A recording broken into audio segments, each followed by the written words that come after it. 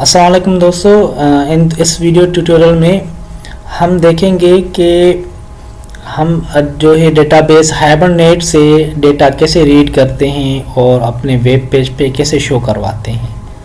तो हमने last video tutorial में देखा था कि वेब एक्सएमएल क्या होता है, या फाइल्स को अपने जो पिछले वीडियो ट्यूटोरियल्स थे उसके अंदर जो कॉन्फ़िगरेशन के फाइल्स थे या तमाम फाइल्स थे ऐसे थे जो हमें नॉलेज की ज़रूरत थी कि विदाउट उसकी नॉलेज के हम ये सारी चीज़ें नहीं समझ सकते थे। तो अब इस वीडियो में हम देखेंगे कि डेटा कैसे रीड होता है और कैसे शो होता है स्क्रीन पे। तो अब हम ये एप्लीकेशन रनिंग एप्लीकेशन है, हमने सर्वर को रन किया था जो कि अपने लास्ट वीडियो ट्यूटोरियल में रन किया हुआ था सर्वर। तो हम आते हैं इसके वेब पेज पे, जैसे कि यहाँ पर ये डेटा कैसे लोड होती है। ये देखिए, ये डेटा लोड हो गई थी। अब हम देखेंगे कि ये लोड कैसे होती है। तो आप आएंगे यहाँ पर फर्स्ट ऑफ ऑल कि ये जो है URL क्या बनती है। ये URL क्या बनती है, ये यूज़र्स और यूज़र / पेज बनती है। ये जो है कि ये URL बनती है। ये URL हेड करने से हमें क्या मिलता है, कैसे मिलती है डेटा, ठीक है। तो फर्स्ट ऑफ ऑल हमने कहाँ पे जाना है URL देखने के लिए, हमने जाना है कंट्रोलर्स के अंदर। हमने ये भी देखा था कि कंट्रोलर्स के अंदर URL जो है पेज URL ये / पेज है और इसके अंदर ये यूज़र्स मिलता है, ठीक है जी। तो अब वहाँ पर यूज़र्स, अब यहाँ पर यूज़र्स, अब यूज़र्स क्या है, यूज़र्स एक व्यू है। यहाँ पर व्यू के अंदर एक यूज़र्स व्यू है, व्यू यहाँ पर व्यू। अब जब व्यू लोड होता है तो ऑन लोड पे एक चीज़ रखी हुई है, यानी कि यहाँ पर हम जैसे ही करते हैं कि ये कोई एक फंक्शन है ऑन लोड पे, पेज ऑन लोड पे, वो यहाँ पे कॉल होता है। यहाँ पे हम देख सकते हैं बॉडी में ऑन लोड एक फंक्शन है जो कि कॉल हो रहा है लोड। अब मैंने इस प्रोजेक्ट के अंदर jQuery यूज़ की हुई है, तो आप यहाँ पे देख सकते हैं मैंने jQuery यूज़ की हुई है 1.12.2 jQuery इसके अंदर। तो ऑन लोड पे ये कोई फंक्शन है जावास्क्रिप्ट का, वो वहाँ पे कॉल होता है। तो आइए आपको मैं दिखाता हूँ कि वो फंक्शन कहाँ पे पड़ा हुआ है। यहाँ पे मैंने स्क्रिप्ट का एक टैग स्टार्ट किया जो कि ये पूरा स्क्रिप्ट का टैग चलता है, यहाँ पे ख़त्म हुआ, सही है। तो हम देख सकते हैं इसके अंदर तमाम फंक्शंस मौजूद हैं, जैसे कि सबमिट फंक्शन है, डिलीट फंक्शन है, और एडिट फंक्शन है और लोड फंक्शन है। तो हम किस की बात कर रहे थे, लोड फंक्शन की, जो ऑन लोड पे होता है। तो यहाँ पर हम लोड फंक्शन की बात करते हैं, ठीक है जी। तो लोड फंक्शन में ये चीज़ें एजेक्स कॉल हुआ है jQuery का। तो एजेक्स कॉल में URL क्या बनाता है, लिस्ट बनाता है। एजेक्स कॉल में URL लिस्ट बनाता है। तो लिस्ट में यहाँ पे ऐसी कोई चीज़ है लिस्ट के अंदर जो हमें मालूम हो, तो इसमें कोई पैरामीटर हम भेजते हैं, नहीं भेजते, ठीक है। यहाँ पर रिक्वेस्ट कौन सी है, पोस्ट रिक्वेस्ट है, ठीक है। तो हम पोस्ट रिक्वेस्ट पे क्या करता है, वो लिस्ट को लोड करवाता है। क्या ये चीज़ है कंट्रोलर के अंदर, हम देखते हैं। एक कंट्रोलर के अंदर एक तो हम देख रहे हैं कि यूज़र्स है, यूज़र्स के बाद हमारा पेज है, सेव और अपडेट है। ये यहाँ पर हमने एक फंक्शन रखा हुआ है लिस्ट, जो कि मेथड कौन सा है, पोस्ट मेथड है, ठीक है जी। तो हम यहाँ पर पोस्ट की कॉल लगाएंगे तो हमें कुछ डेटा मिलेगी। अब यहाँ पर वो हिट मारता है, यहाँ पे गिरता है, सही है, यहाँ पे गिरता है। अब इस पे हम डिबगिंग भी कर सकते हैं, ठीक है जी। तो हम डिबगिंग, यहाँ पे हम डिबगर लगाते हैं और यहाँ पे वो सर्वर, हमने डिबगर सर्वर चलाना है। तो ये यहाँ पे लगा के यहाँ पर डिबग सर्वर, ओके। हमने यहाँ पर ब्रेक पॉइंट लगाई है, ये याद रहे, यहाँ पे हमने ब्रेक पॉइंट लगाई है, ठीक है। जैसे ही आएगा लोड करेगा तो यहाँ पर उसको रोकना है। तो डिबगर लगाया हमने, डिबगर मोड में हमने खोला इसको। अब ये सर्वर स्टार्ट हो गया डिबगिंग उसमें। अब ये यहाँ पर इसका डिफ़ॉल्ट पेज खुल गया है। तो हमने कौन सा पेज खोलना है, इसका पेज खोलना है users/पेज। ओके जी, तो हम users/पेज पे क्लिक करते हैं, हिट मारते हैं। जैसे ही हमने वहाँ से हिट मारा तो इसने लोड के टाइम वो लिस्ट वाली कार कर दी। तो जैसे ही लिस्ट वाली कार किया तो हमने यहाँ पर ये मांग रहा है, अब आईडी खोलते हैं तो आईडी के अंदर ये मांग रहा है कि अब भाई डिबगर के मोड में हमने खोलो इसको, व्यू को। मैंने कहा ठीक है खोलो डिबगर मोड में। अब यहाँ पर दो तीन पैनल्स हैं जिसके एक डिबगिंग है, जावा है। अब जावा में भी यही चीज़ कर सकते हैं जो कि पहले व्यू था इसका, तो हम पहले वाले व्यूज को यूज़ करते हैं फिलहाल आसानी के लिए। तो यहाँ पर इसने पकड़ा हमने, हमें पता चल गया कि ये जो है रीड करने के लिए यहाँ पे ही कॉल मारता है पोस्ट की एजेक्स के थ्रू। तो हम इसको मतलब आगे लेके चलते हैं स्टेप बाय स्टेप कि ये मतलब क्यों, मतलब कैसे ये चीज़ें करता। अब हम डिबगिंग में आए तो यहाँ पर चीज़ें हम काफ़ी चीज़ें मिलती हैं, जैसे कि यहाँ पर ये मिलती है स्टेप ओवर, ठीक है जी, और स्टेप रिटर्न और स्टेप इंट। तो मुझे ये चीज़ें चाहिए, तो ये जावा के अंदर नहीं मिल रही, मुझे ये जावा के अंदर नहीं मिल रही। तो मैं शॉर्टकट यूज़ कर सकता हूँ इसके। तो ये यहाँ पे मैं देख सकता हूँ शॉर्टकट कौन सा है, F6 है। तो F6 के थ्रू भी मैं यहाँ पर इसको आगे कर सकता हूँ। तो F6 में प्रेस कर रहा हूँ, F6 यहाँ पे क्लिक करके F6 में प्रेस करना है। तो ये आगे वाली इस पे गया। अब इस पे गया तो मैं F6 और प्रेस करता हूँ तो ये यहाँ पे लिस्ट लेके आएगा, ठीक है जी। तो इसने जैसे ही ये वाला कॉल किया सेक्शन डॉ वाला होगा। अब ये वाला जो सेक्शन है वो कैसे कॉल किया ये मालूम करेंगे। अब इसको देख सकते हैं कि लिस्ट के अंदर कुछ चीज़ मौजूद है, एलिमेंट मौजूद है, एक जो है कि यूज़र आईडी और दो तीन चीज़ मौजूद है। इसके अंदर एक ऑब्जेक्ट लेके आया, इसके अंदर एक ऑब्जेक्ट लेके आया, ठीक है जी। इसके अंदर ऑब्जेक्ट कौन सा है, एक ईमेल लेके आया, साथ एक फोटो और एक यूज़र आईडी लेके आया है, ठीक है जी। तो इंटीजर वो आईडी लेके आया है 125 और इसका एक नेम लेके आया है, यूज़र नेम ABCD, ओके जी।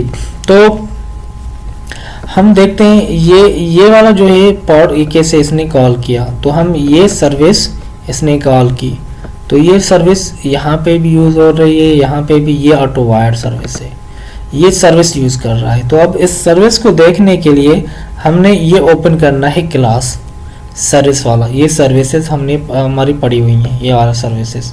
तो ये सर्विस का क्लास यूज़ कर रहा है, ये यूज़र सर्विस। तो ये भी user service the same thing. यहाँ पे हम ओपन करते हैं इसको यूज़र सर्विस। तो इसके अंदर एक हमें मेथड मिला है लिस्ट का, जो कि हमें यूज़र्स एंटिटी पास करेगा। तो हम यूज़र्स को देखते हैं कि यूज़र्स क्या चीज़ है। तो यूज़र्स में हम जाते हैं एंटिटी के अंदर। तो एंटिटी के अंदर क्या मिलता है हमें, यूज़र्स का ऑब्जेक्ट। ये यूज़र्स का ऑब्जेक्ट होता है। ये क्या है, एक हमने आईडी दे दिया। अब इसको देखते हैं यूज़र्स को। हम सबसे पहले इस टेबल को, इस यूज़र्स को देखते हैं, एंटिटी को। अब हम जब भी जो है कि हम ये एंटिटी जब भी यूज़ करते हैं तो हमें, अब फ़िलहाल इस वीडियो ट्यूटोरियल में हम रीड करते हैं, रीड का सेक्शन देखते हैं। फिर नेक्स्ट वीडियो ट्यूटोरियल में सारी चीज़ें ये बताएंगे इस चीज़ की, इसके बारे में। तो अब फ़िलहाल इसको रहने देते हैं, ठीक है जी। तो हम यहाँ पे बात करते हैं इसकी, क्योंकि हम वहाँ पे इसकी बात करेंगे तो काफ़ी वीडियो की लेंथ वगैरह बढ़ जाएगी, तो वो सीनियरिटी बढ़ेगा, टॉपिक ही चेंज हो जाएगी। तो हम यहाँ पर वो यूज़र्स वाली ये वाली जो है ये एंटिटी उठा के कॉस्ट करके लेके आया इस सर्विस के अंदर। ये सर्विस का जो वो है, ये है सिर्फ इंटरफेस है, इसकी इम्प्लीमेंटेशन कहीं और पे है। तो इसकी इम्प्लीमेंटेशन है तो IMPL में हम जाएंगे, com.service IMPL, इसके अंदर जाएंगे। या इसके अंदर हमने मिला कि user services implements users service, जो कि ये यूज़र सर्विस है, ये यूज़र सर्विस है, इसको इम्प्लीमेंट कर रहा है इसके अंदर। हमें पता है कि अगर इम्प्लीमेंट कर रहा है तो इसके हमने जो है कि कोई इसका ओवरराइड मेथड होगा, अगर ओवरराइड मेथड था लिस्ट, तो वो लिस्ट ओवरराइड मेथड इसको ओवरराइड कर रहा है यहाँ पर। तो ये भी किसी और को कॉल कर रहा है, किसी और मेथड को कॉल कर रहा है, फिर वो चीज़ रिटर्न कर रहा है। ठीक है जी।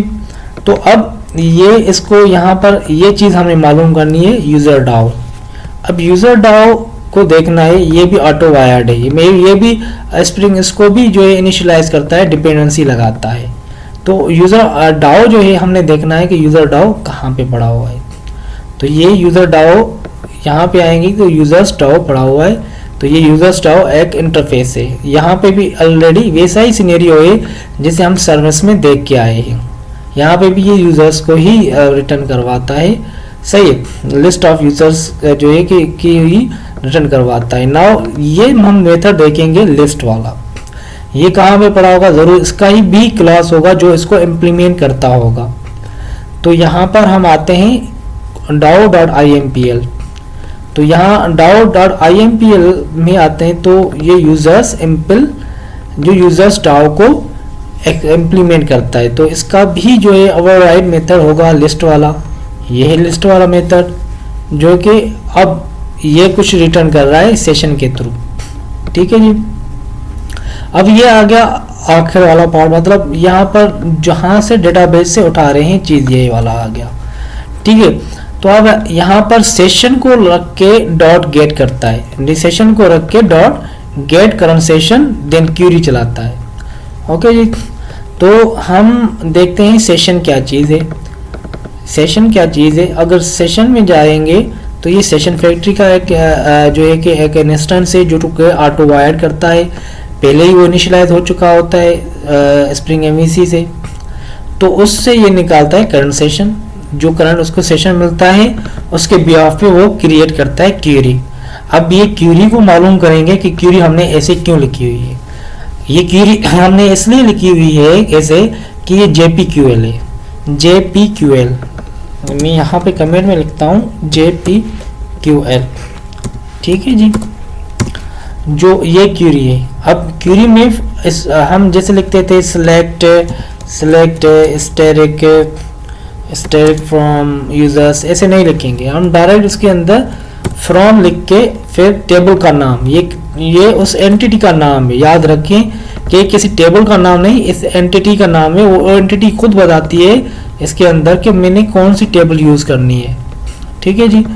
तो अब हम आते हैं वापस dao.impl पर, मतलब यहाँ पर इसके यूजर्स impl पर यहाँ पे आते हैं। ठीक है जी। तो ये यहाँ से सेशन में से उठा के वो करंट क्यूरी लगा के यहाँ से रिटर्न करता है, कहाँ पे, इसके उसके पास रिटर्न करता है dao.impl के पास, ये उसके अंदर सर्विस impl के पास, ये सर्विस आ गई सर्विस impl के पास, यहाँ पे इसने रिटर्न कर दिया ये सर्विस impl के पास। तो ये सर्विस जो है कि impl यूजर कंट्रोलर्स के अंदर यूज की गई थी और लिस्ट के अंदर, सॉरी, ठीक है जी, ये लिस्ट के अंदर यूज किया गया था यहाँ पर पोस्ट रिक्वेस्ट के साथ। ओके जी। अब यहाँ तक तो हमें पता चला कि यहाँ पर जो है कि हमें ये डिबगिंग मोड में आ गए, तो यहाँ तक तो हमें पता चला कि अगर लिस्ट इक्वल नल नहीं होगी तो क्या करेगा यहाँ से। अब इस मेथड को हमने देखना होगा कि मेथड क्या चीज़ रिटर्न करता है। ये मेथड रिटर्न करता है मैप स्ट्रिंग ऑब्जेक्ट। ओके जी, इट रिटर्न्स मैप। ओके, तो वो मैप जो है उसको रिटर्न में दे रहा है। तो यहाँ पर सॉरी, ये यहाँ पर ये मैप दे रहा है। ओके, तो हमें ये पता चल रहा है कि ये रिटर्न में वो कहीं मैप ही जा रहा है। तो यहाँ पर हमने क्या करा कि यहाँ पर एक मैप का सिंपल ऑब्जेक्ट बनाया जिसके अंदर एक स्ट्रिंग यानी कि वो नेम, ठीक है, की और एक ऑब्जेक्ट, उसके अंदर ऑब्जेक्ट पास करा।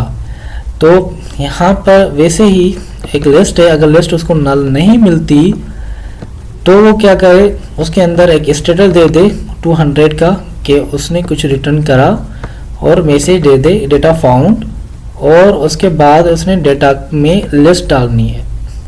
अगर ये नहीं दे रहा, लिस्ट कोई भी वापस नहीं आ रही, वो नल नहीं है लिस्ट, तो क्या करो, उसको जो है स्टेटस 404 दे दो और उसको मैसेज कर दो कि data not found. Okay, then जो है कि ये हमें रिटर्न करेगा वहाँ पे। अब देखते हैं कि जे क्यूरी यानी कि जहाँ से जे क्यूरी में अंदर कॉल हो रहा है वहाँ पे क्या चीज़ है। तो वहाँ पे हम यहाँ से देखते हैं कि यहाँ पर एक्चुअल में कर क्या रहा है। जैसे ही यहाँ पे वापस रेस्पॉन्स में कोई डेटा आती है यानी कि वो मैप आता है, तो उस मैप को मैं रिस्पॉन्स डॉट डेटा यहाँ से उसको डॉट जो है डेटा का यहाँ से उठा देता हूँ। तो जैसे हम जहाँ पे जाते हैं, ठीक है, यहाँ पे जाते हैं हम, इसके अंदर sorry it is okay does not show again. Okay जी, तो यहाँ पर क्या करता है कि मैप के अंदर डेटा में डालता हूँ, तो वैसे ही यूज़र उसके अंदर जेक्यूरी के अंदर वैसे ही मैं डेटा मतलब रिस्पॉन्स डॉट डेटा यहाँ से उठा ली मैंने डेटा उठाने के बाद जो टेबल रो है यानी कि टी.tr एक कोई क्लास बनाया है मैंने यहाँ पर जाके, ठीक है, .tr यहाँ पर जाके हमने टेबल के अंदर एक जो है यहाँ पर मैंने tr यहाँ पर एक मिनट यहाँ पे आ जाते हैं .tr, ये क्लास है जो कि रिमूव कर देता है, मतलब सारे जो भी टेबल रिकॉर्ड्स हैं tr.class, सॉरी ये यहाँ पर मैंने अंदर इसके अंदर बयान किया है कि वो सारे रोल जो हैं वो रिमूव कर दो टेबल के अंदर से। तो ये हैश डॉट टेबल जो है वो इसके अंदर हैश डॉट टेबल के अंदर एक आईडी बनाई हुई है टेबल की। ये टेबल जो है हैश टेबल से डिफाइन होती है, यू नो दैट के जेक्यूरी का जो है ये हैच और डॉट जो है ये क्लासेस ये यूज़ करने के लिए डॉट होता है, और हैश जो है कि वो आईडी के लिए यूज़ करते हैं। तो यहाँ पर उसने मैंने सारे रोल जो है वो रिमूव कर दिए। रोल रिमूव करने के बाद मैं दोबारा टेबल के अंदर अपेंड करता हूँ एक नई रो, जिसके अंदर ये लूप तब तक चलेगा जब तक जितने रिकॉर्ड मुझे मिल जाते हैं डॉट लेन के साथ। तो ये टेबल रो के अंदर टीआर के अंदर एक रो बना देता है। जैसे रो बनाएगा उसके अंदर एक एक टेबल कॉलम बनाएगा। टेबल कॉलम के अंदर वो क्या कर रहा है कि एक यूज़र नेम जो है कि वहाँ उसमें डाल देता है, और टेबल के दूसरा जो कॉलम है उसके अंदर ईमेल डाल देता है। और जो है कि हम इस चीज़ ये तो हो गया एक यूज़र नेम और एक ईमेल। उसके बाद जब तीसरा जो है कॉलम है उसके अंदर मैंने एक फंक्शन रख दिया है एडिट का, कि जब भी आए वो उसको अंदर एक इंडेक्स वो अपना आईडी दे दे, इंडेक्स नंबर दे दे कि इस इंडेक्स पे एडिट करना है। अगर कोई चाहे तो इस पे क्लिक करने से वो एडिट वाला फंक्शन कॉल हो।